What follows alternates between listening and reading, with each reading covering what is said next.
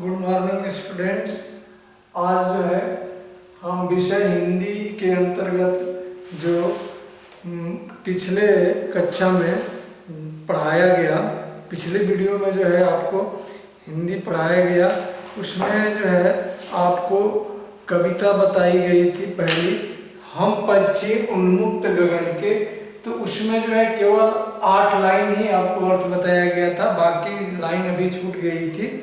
तो आज जो है बाकी जो अभी 12 लाइन उसमें का बचा हुआ है, जो शिवमंगल सिंह सुमन की यह पहली कविता है।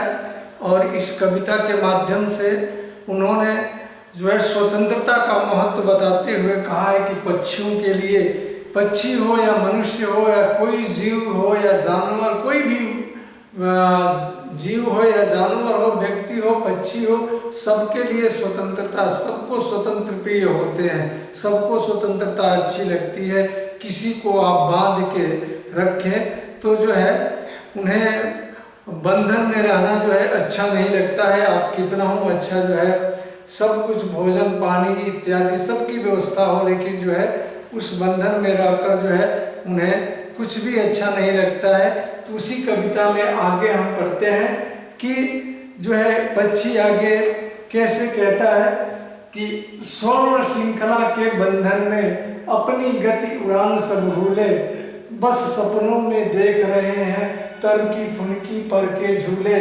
अब जो है आगे जो है पक्षी कहता है कि स्वर्ण श्रृंखला के बंधन में, यानी जो हमें पिंजरे के बंधन में बांधा गया है, उस बंधन में रहते हुए अपनी गति उड़ान सब भूले। हमने तो जो है अपनी गति उड़ान को जो है जो उड़ते हैं पंखों के माध्यम से, उनसे उड़ना जो है भूल गए हैं, बस सपनों में देख रहे हैं। और कभी जो है कहता है कि वो पक्षी जो है कहता है कि सपनों में देख रहे हैं तरु की फुनकी पर के झूल गए। उसी जो है अपने पिंजरे में बंद वो पड़ा हुआ पक्षी जो है तरु मने होता है वृक्ष के डाली पर लगे हुए झूलों को जो है वो अपने निगाहों से देख रहा है। और ऐसे थे अरमान के उड़ते नील गगन की सीमा पाने।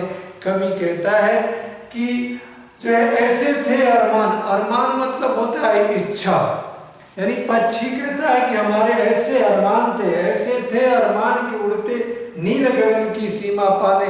नील गगन माने इस आकाश, आकाश की सीमा को उड़ लेते, यानी कितनी आकाश की सीमा है, कितने दूर तक आप देखते होंगे पक्षी उड़ जाते हैं, चले जाते हैं, वापस आते हैं, तो कितना जो है उनको आकाश में उड़ना अच्छा लगता है। तो नील गगन की सीमा पाने के लिए जो है हम अरमान था कि कितना उड़ जाते, कहाँ तक देखते इस सीमा को। लाल किरण सी चोंच खोल चुगते तारक अनार के दाने।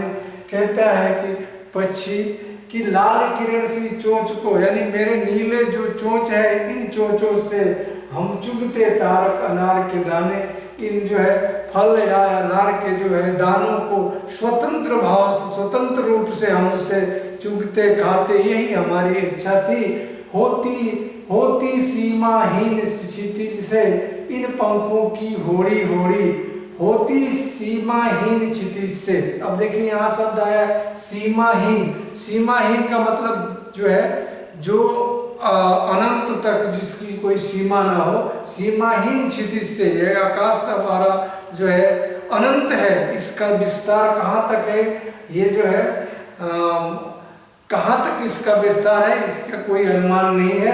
तो सीमाहीन क्षितिज से, यानी क्षितिज माने होता है जहाँ हम लोगों को अनुमान लगता है कि सूर्य और आकाश जो है, पृथ्वी और आकाश, पृथ्वी और आकाश आगे जो है जाकर मिले हुए हैं, उसको हम क्षितिज कहते हैं।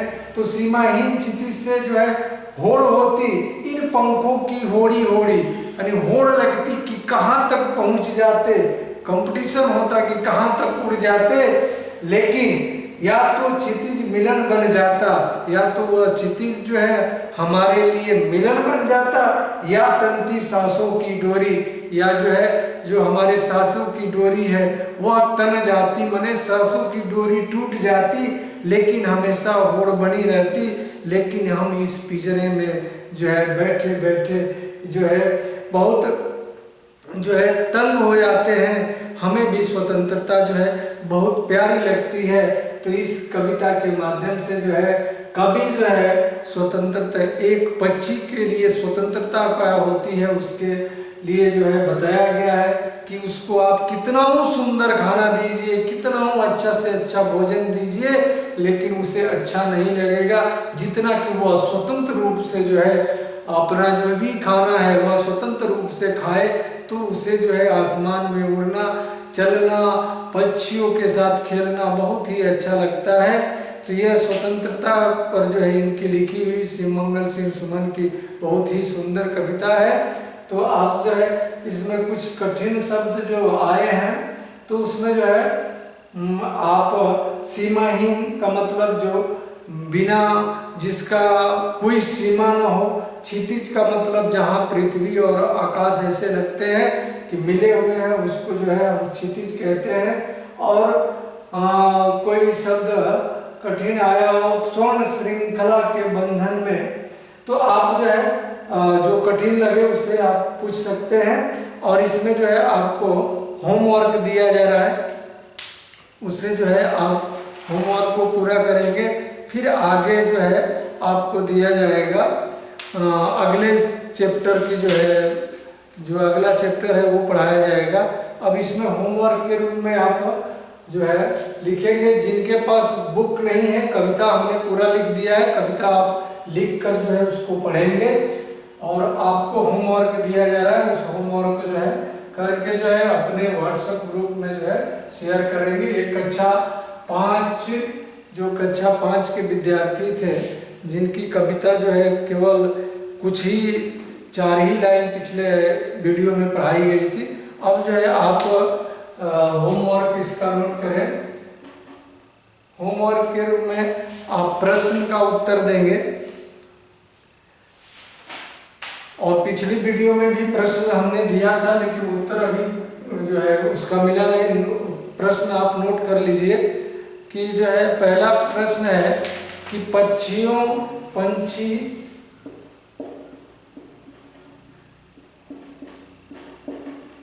पिंजरे में क्यों नहीं रहना चाहते हैं। ये पहला प्रश्न है कि पक्षी पिंजरे में क्यों नहीं रहना चाहते हैं। दूसरा आपका है कि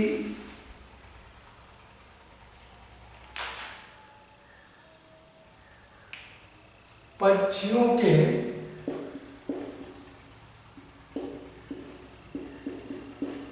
क्या क्या अरमान होते हैं। पक्षियों के क्या क्या अरमान होते हैं, आप इसका जो है उत्तर लिखकर बताइएगा। और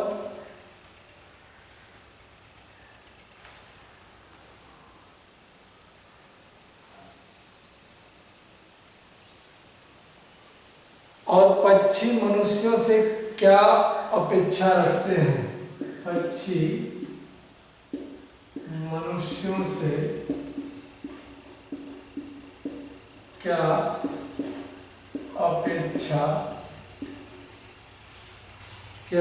अपेक्षा रखते हैं।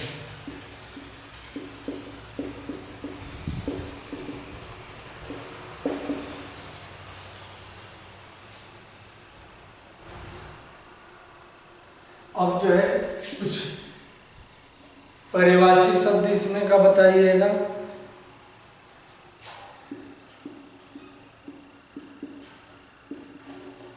पर्यायवाची शब्द आपको लिखना है, शब्द हम लिख दे रहे हैं, उसका पर्यायवाची शब्द आपको लिखकर जो है बताना है। पक्षी,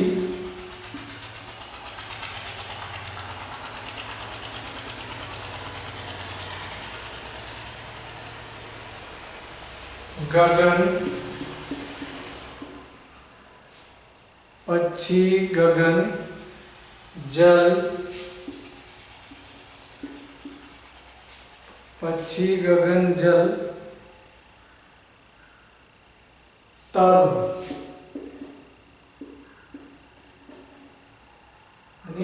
चारों शब्दों का जो है आपको पर्यायवाची शब्द लिखना है, दो दो, यानी दो दो पर्यायवाची जो है पक्षी, गगन, जल और तरु का पर्यायवाची शब्द लिखना है।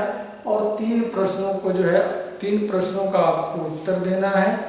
और इस कविता को आपको लर्न करना है, याद करना है, और अच्छे तरीके से जो है इसका अर्थ आपको बताया गया उसको जो है आप समझ लीजिएगा।